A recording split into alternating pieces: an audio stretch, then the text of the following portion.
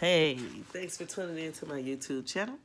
Today I am privileged to read an author I don't know well, but from her credits, we should know her. And maybe we will in the future as she gets more and more exposure. Her name is Samantha Thornhill. Some of you might know her. Is a poet and author of children's books. As an educator, she has taught poetry to acting students at the Juilliard School and creative writing seminars at the Bronx Academy of Letters. Samantha is a native of the Twin Island nation of Trinidad and Tobago and currently lives in New York. You can learn more about her at samanthaspeaks.com. Shirley Ng-Benitez loves to draw and write. She creates her art with watercolor, gouache pencil, and digital techniques. She lives in the Bay Area of California and inspired by nature, her family, her pup, and her 2 kittens. Visit her online at shirleybenziza.com. The author and illustrator of the book we're going to read today. All right?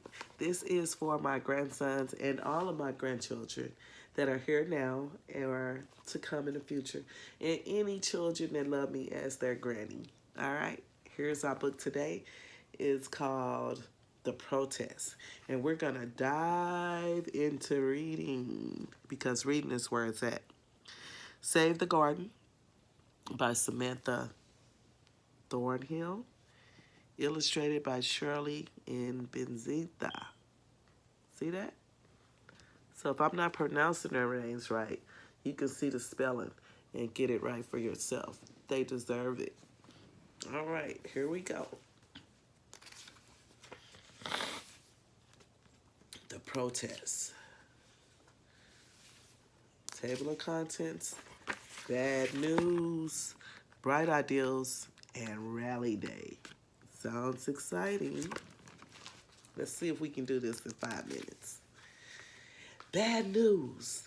Lily and her mom walked to the public garden to see their neighbor, Mr. Sam. Mr. Sam was not watering the plants as usual. Mr. Sam looks a little sad. Let's see what happened. Are you okay, Mr. Sam? Asked Lily. No, said Mr. Sam. We have to close our garden. Some builders want to make our public garden into a parking lot.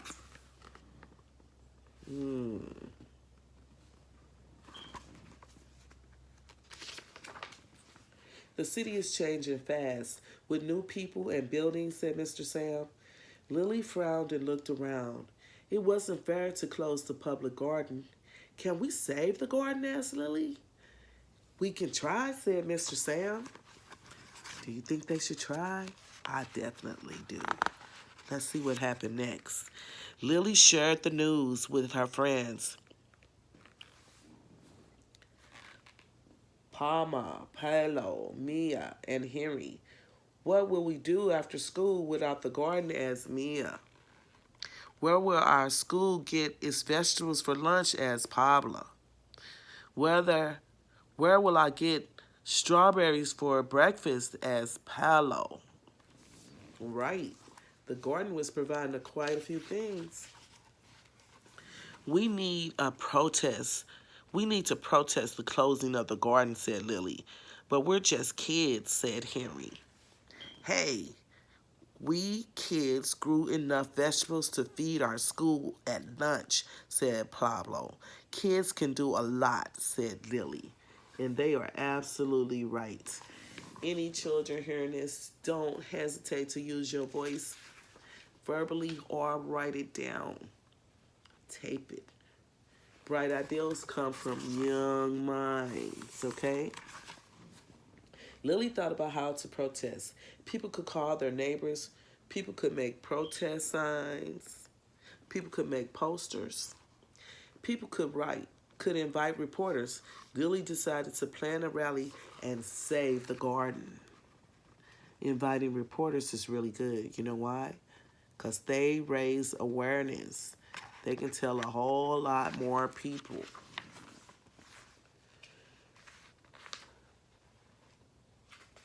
Lily shared her plan for a rally with her friends and parents. Good idea, Lily. they said. They plan to hold a rally in 1 week. Lily and her friends told the neighbors about the rally.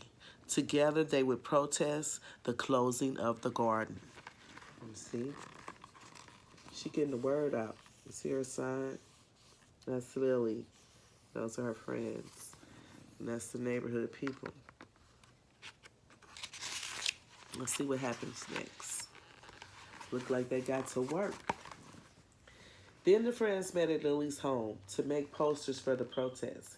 Henry brought poster boards. Paolo brought rulers. Mia brought markers and glitter glue. Palma and Lily thought about what to write on the posters. There them big brains are. See them? They over there brainstorming. Where the other crew is getting the supplies together. Everybody is making a contribution. Everybody is useful and valued. After they finished the posters, they needed a chant.